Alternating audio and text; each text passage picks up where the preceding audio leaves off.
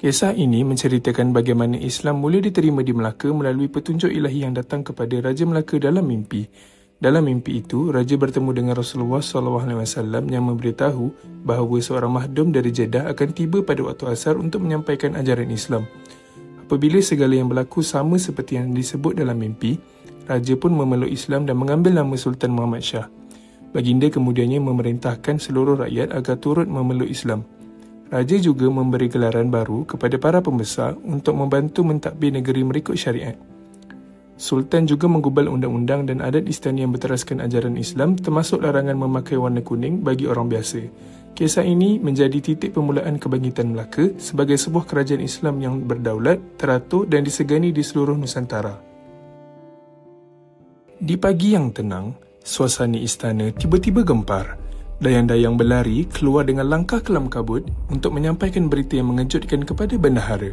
Raja gelisah dan tidak henti-henti menyebut sesuatu yang asing. Mereka segera memanggil bendahara untuk memberitahu apa yang sedang berlaku. Ampun Tuan Bendahara, Raja dalam keadaan gelisah.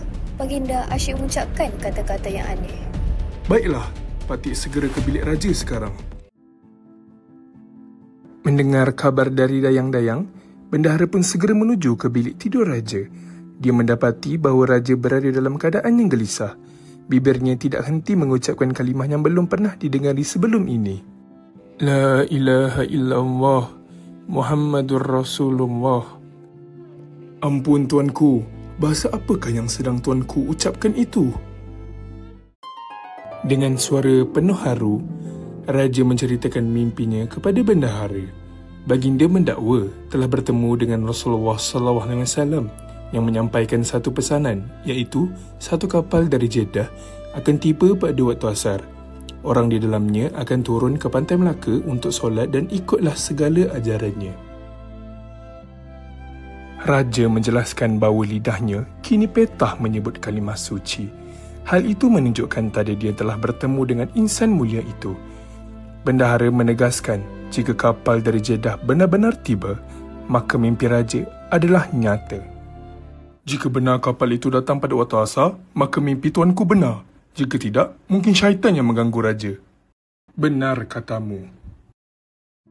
Ketika matahari condong ke barat, sebuah kapal dari Jeddah itu pun muncul. Orang Melaka terpegun melihatnya berlabuh. Hal ini berlaku seperti yang dikatakan dalam mimpi Raja Melaka. Makhdum yang bernama Syed Abdul Aziz dari Jeddah itu pun turun dan mendirikan solat. Gerakannya asing di mata rakyat Melaka, namun tenang dan penuh makna. Suasana pantai menjadi sesak dan bising. Mengapa dia melakukan gerakan seperti ini? Berita ini sampai ke telinga Raja. Raja segera menaiki gajah bersama diiringi oleh para pembesar dan tiba di pantai. Raja menyaksikan dengan matanya sendiri. Segala yang dilihatnya sama seperti dalam mimpi. Hatinya yakin bahawa ini petunjuk dari Tuhan. Tanpa berlengah, Raja menjemput makhdum ke istana. Baginda memerintahkan semua pembesar dan rakyat memeluk Islam. Raja juga mengumumkan kepada rakyat Melaka bahawa Islam adalah jalan kebenaran. Seluruh negeri Melaka mula menerima cahaya baru. Syed Abdul Aziz menjadi guru kepada Raja Melaka. Beliau mengajar tata cara solat dan asas agama. Dari istana ke kampung, Islam menyinari hati rakyat. Bagi mengukuhkan pemerintahan Islam, Raja kini bergelar Sultan Muhammad Shah. Sultan juga melantik pembesar dengan gelaran baharu. Bendahara diberi gelaran Seri Wak Raja, Perdana Menteri diberi gelaran Seri Amar Diraja, dan penghulu bendahari diberi gelaran Seri Nara Diraja. Kini mereka membawa tanggungjawab besar dalam kerajaan yang baru. Beta gelarkan bendahara dengan gelaran baru, iaitu Seri Wak Raja. Lalu, Sultan mengatur pentadbiran kerajaannya. Undang-undang baru diumumkan. Warna kuning hanya boleh dipakai oleh keluarga diraja. Orang biasa dilarang menggunakannya. Pembinaan rumah dan perahu kini tertakluk kepada aturan Sultan.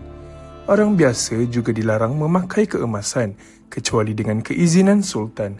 Selain itu, sesiapa yang ingin masuk ke istana mesti memakai kain berpancung, berkeris di hadapan dan bersembah. Sekiranya ada yang melanggarnya, akan dikenakan denda, bahkan hukuman mati.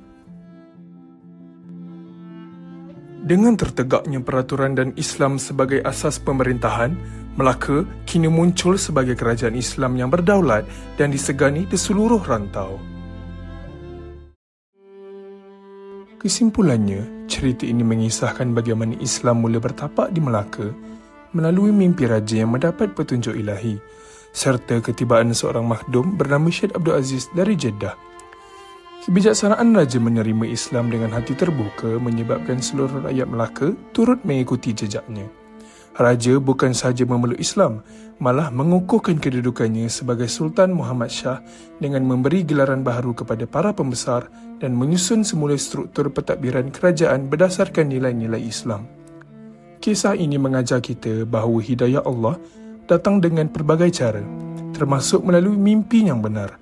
Ia juga menunjukkan pentingnya pemimpin yang bijak dan berani membuat perubahan demi kebaikan rakyat.